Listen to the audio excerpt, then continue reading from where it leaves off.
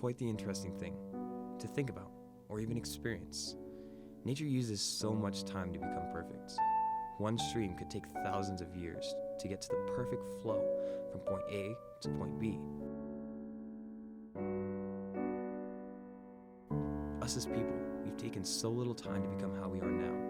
And according to how old the Earth is, we're still just a brand new element that has just been placed. All of human movement is meant to be very fast, and we are a very impatient species that has advanced through time in a matter of seconds. Now, we have cell phones that can send paragraphs of information all the way across the world in a matter of seconds. We can call each other in another country or state with no problems. We built buildings in a matter of a few weeks.